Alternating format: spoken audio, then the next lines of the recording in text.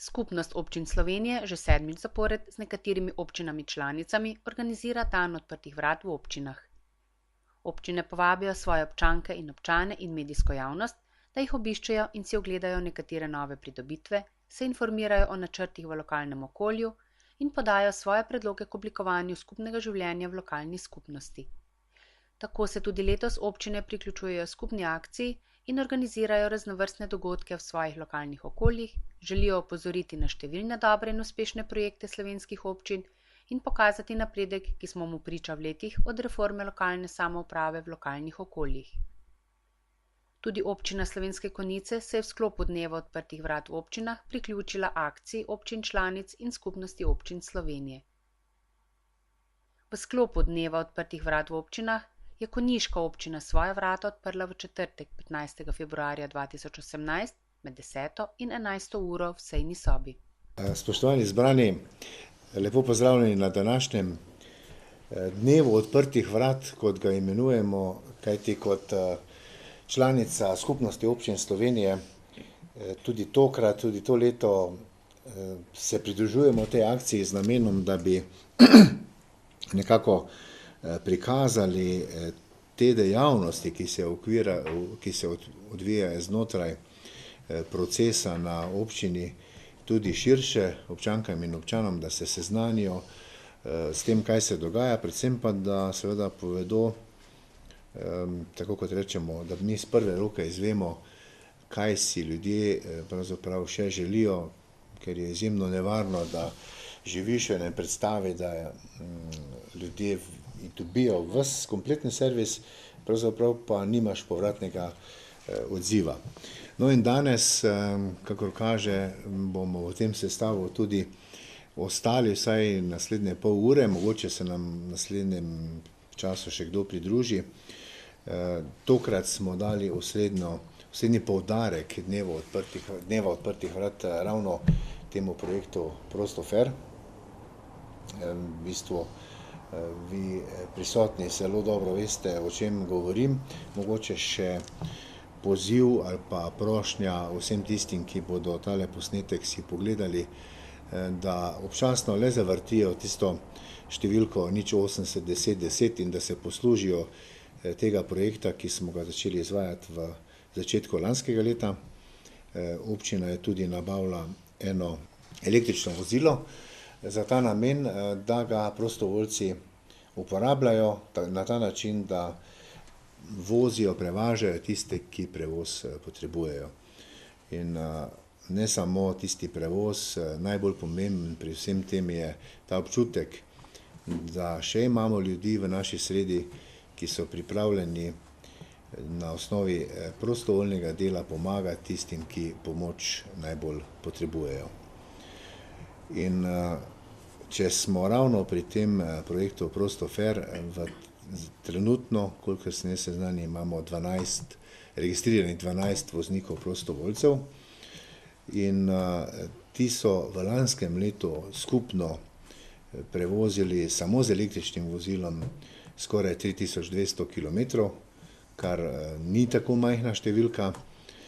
No, med tistimi, ki pa so največ kilometrov naredili, pa izpostavimo gospoda Iva Mehleta, ki je sam naredil skoraj 2400 km s tem vozilom, pa gospod Branko Polanec nekaj čez 600 in pa seveda tudi gospod Sonjo Punčuh, ki po tej evidenci je z električnim vozilom naredila nekaj čez 200 km, veliko več, jaz pa tega podatka nimam tule, pa z svojim vozilom. In mogoče bo to kasneje sama tudi povedala. In kot sem dejal, meni je najbolj pomembno to, da ljudje na prostovoljni bazi pomagajo drug drugemu in da s tem omogočimo tistim starejšim, ki nimajo svojega prevoza ali ga ne morejo uporabljati, so pa gibalno ovirani, težje hodijo, da jih vključimo v družbeno življenje in na nek način tudi tisto, da pomagamo, da lažje pride do zdravnika, do trgovine in na koncu koncev tudi na kakšno kavo, da imajo nekoliko bolj svetle trenutke v svojem življenju.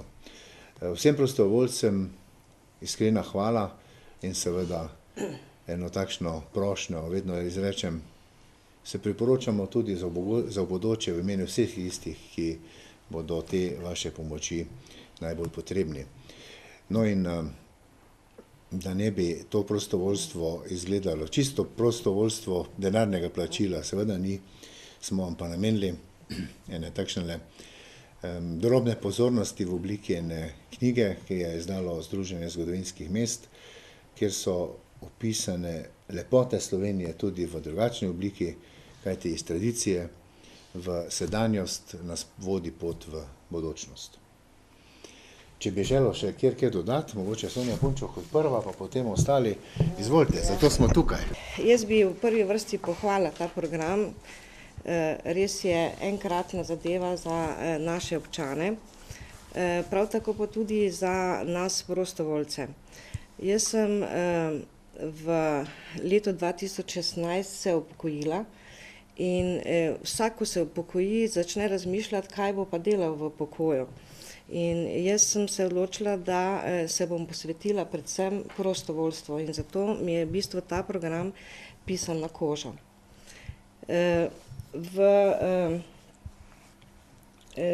Začela sem tako, kot je tudi na občini v lanskem letu v mesecu februarju in naredila sem skupaj 3983 kilometrov.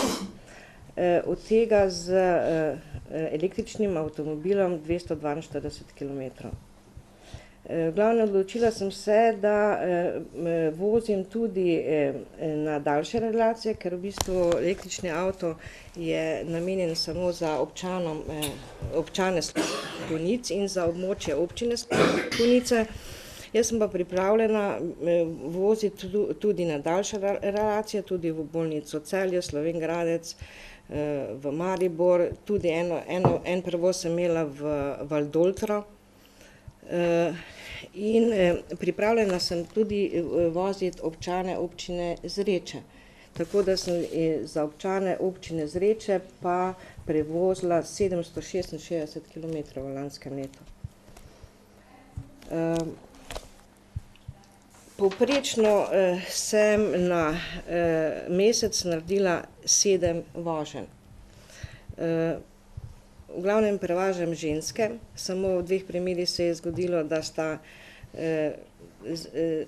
spremljala žene tudi 2 moška, ampak drugače pa samo ženske. Zdaj, kako naprej? Namreč po moji oceni je potreb starejših občanov bistveno več, kot pa je povpraševanja. In zato bo po moji oceni potrebno še nadaljnje oglaševanje na medijih in preko društev. Mogoče bi za sodelovanje povabili tudi svojce starejših oseb, zato ker starejše osebe se zelo težko odločijo, da pokličejo 080 10 10. In če že pokličejo, potem na tem centru rečejo, počakajte nekaj časa in takrat ta starejša oseba kar odloži slušalko. Tako se snema, ne, što jih moti. Ja, pa zelo težko se odloči, da to pokličejo, ker niso navajeni. Poleg tega se zelo težko odločijo tudi, da bojo sodelovali z neko neznano osebo. Raje sodelujejo s svojimi svojci, s svojimi bližnjimi. V bistvu je ta prvi korak najtežji. Potem, ko pa enkrat že spozna neko osebo, nekega šoferja, se pa tudi zelo radi obrnejo ponovno na isto osebo. Tako da mene večkrat kličejo pač kar direktno, niti ne pokličejo številke 080 10 10, ampak ker že imajo mojo osebno številko, me kar direktno pokličejo.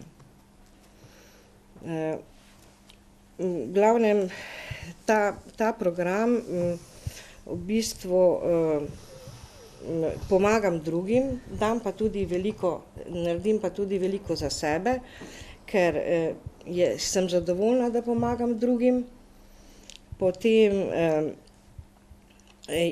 širim svojo socialno mrežo, spoznavam nove kraje, da ne rečem, niti Google ne pozna, kako je razpršen kraj z Belovska gora.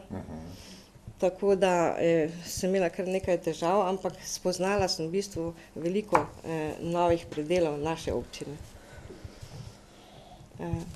Toliko. Super, hvala. Ja. Tudi moje izkušnje, tisto, kar jaz spremljam, odzivi so bili najprej takšni, neke vrste takšen zdržan odnos, ker ljudje niso verjeli, da res je brezplačno. Potem pa ravno tisto, ko pravite, ne, pogovor se snema, pa kličeš, pa rajš odložiš, pa tisto, kdo bo zdaj prišel, potem, ko je let prebit, potem je vse laže. Tudi jaz mislim, da je le treba vztrajati, ker se je pa kar dobro prijelo in da je treba vztrajati, mogoče tudi razmisliti, tako kot je pri enem drugem programu Starejši za starejše v okviru Društva upokojencev, da bi pa poskušali vsaj te materialne stroške na nek način kompenzirati, pokriti. Dobro, projekt Zlata mreža ima malo drugače zamišljeno, pa vendar, če je to v okviru nekih razumnih, obvladljivih stroškov, potem še gre. Če se pa to le širi, bi pa moralo, jaz mislim, da na nivoju lokalne skupnosti najti mehanizem, da bi vsaj delno te materialne stroške pokrili. Drugo je delo, to je prostovoljno delo, ampak materialne stroške pa vsekakor ne. Tako da bomo razmislili tudi v tej smeri. Bi še kjer dodal? Mili. Zahvalo gospodu županu pa vsem za povabilo, da smo lahko prišli danes tu, da povemo svoje mnenje. Čestitev bi, da se je to sploh začelo. Jaz sem bil na prvi otvoritvi prosto šofer v Slovenj-Gradcu, me je povabil predsednik ZŠAM Slovenj-Gradec in smo šli v uniformah, tako da so to snemali tam gor in sem bil zelo navdušen nad tem takoj, ko sem to opazil in pridemo domov in se je začelo v Konicah govoriti, da bo to tudi v Konicah zalaufalo. In pravilno je, da je zalaufalo. Čestitev bi gospodu Mehletu in gospodu Polancu za toliko opravljenih ur, pa tudi gospe Punčevovi. To jaz pozdravljam. Je pa mogoče ena taka rahla napaka pri tej zlati mreži. Jaz sem bil samo enkrat klican za prevoz in to je bilo lansko leto za prve šolske dni. Tam pa jaz ne da nočem, nisem mogel, ker imamo tiste druge stvari. Tako da, če bi se to dalo ne vem na kak način, ampak mislim, da bi se to razširilo pri nas, da ne bi samo 2 vozila, ampak nas je 10, da bi se to malo porazdelilo, da tudi oni imajo nekaj prostega časa, pa tudi mi, da se upeljemo v to akcijo. Drugače pa jaz sem zmeraj za dobrodelnost in to meni ni problem, zelo rad in srcem pomagam, če lahko. Jaz bi najprej pohvalil občino v imenu strankiznih vozov, celo župana mi zelo hvalijo, to je pa... Ja, jaz povem tako je. To je pa res taka gesta, ker so pač res ljudje zelo zadovoljni. Mislim, zadovoljni, srečni so, da človek pride po njega. Ker so ljudje res nekaj tako bogi, da se ti srce para, ko ga vidiš, ko ne more nikamor. Ne. To je eno. Drugo pa za zlato mrežo, to je čisto lahko rešljivo. Samo je oni tam spisek, pokličajo, obklokajo, sem ga poklical, ima 12 ljudi. No, mislim, pokliče, da se malo razdeli. Pa gre lepo po vrsti, pa se spet vrača in tako gre naprej. Tako pa res je to res, da mislim, zdaj mislim, da jaz za to govorim. Lepo je, da ti drugi 12, ko jih imamo, ne, tudi pridejo zraven. Če se z njimi manjš, jaz še pa nikoli nisem bil. Ne, to bi zlata mreža mogla seznam imeti, nič druga, vse to ni 12 ljudi. Vse mogoče je čisto slučajno prišlo do tega, da je ta avto tu.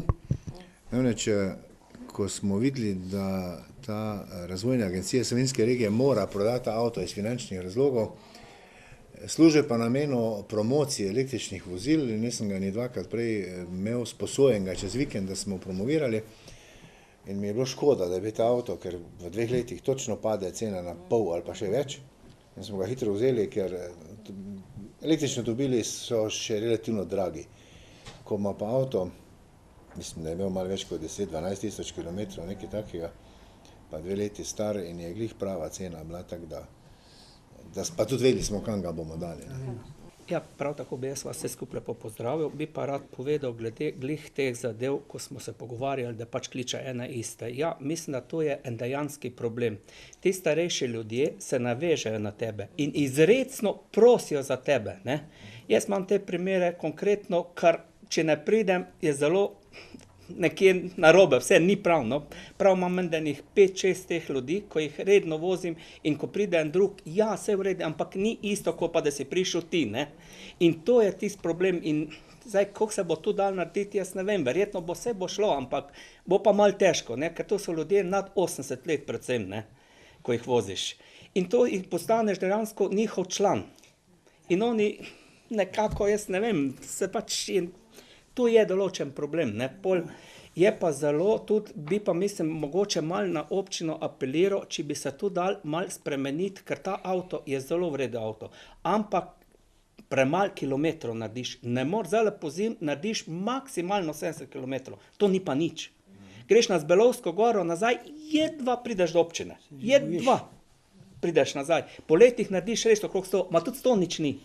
Ko greš malo okoli 100 kilometrov, je tako hiter, da tako da tu mogoče, da bi se zdaj, če bi se dala baterija zamenjati, ali kak, jaz ne vem, da bi tu pač malo bilo nekako, tu je plus tega bi mogel biti. Pravim, je pa največja hvaležnost, največje zadovoljstvo, ko ti tega človeka pelaš, ko ga pripelaš nazaj, mislim, da ni ga denarja, ko bi lahko zadovoljil, ko vidiš, koliko je ta človek zadovoljen, koliko je srečen, ko si ga pripeljal, ne.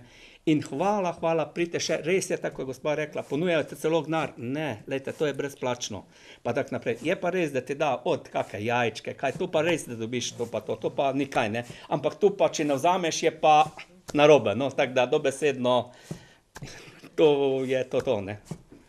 Zainteresirani javnosti so predstavili projekt Prostofer, nudenje brezplačnih prevozov občankam in občanom, ki si prevoza za najnujnejše opravke ne morejo zagotoviti sami. Ob tej priložnosti so si z veseljem vzeli tudi čas za pogovor o drugih, za prebivalce občine pomembnih temah. Želijo si, da bi skupaj z občani in občankami počastili razvoj na lokalni ravni in se pridružili ostalim lokalnim dogodkom. Na občini ocenjujejo, da so občani dobro sprejeli pobudo za pomoč pri brezplačnih prevozih, ki je namenjena vsem, ki prevoz potrebujejo, pa ne morejo uporabljati plačljivih prevozov. Ob tem so se zahvalili tudi vsem prostoferjem, ki so pripravljeni nuditi svoj čas in pomoč kot vozniki prostovoljci. Prostovoljni šoferji v konjiški občini opravljajo prevoze z električnim avtomobilom in so bili seznanjeni z delovanjem Zlate mreže, pobudnice projekta Prostofer. Električni avtomobil je tako postal koristna in zelo pomembna občinska pridobitev, tudi v zavesti projekta Zero Waste, v katerem se občina trudi, da bi čim bolj zmanjšala količino odpadkov in tako skrbela za čistejše okolje. Možnost koriščanja prostoferja občanom in občankam veliko pomeni. Šoferji so zelo prijazni, pomagajo tudi pri drugih opravilih na poti domov. Prostofer je vsem dosegljiv na telefonski številki 080 10 10.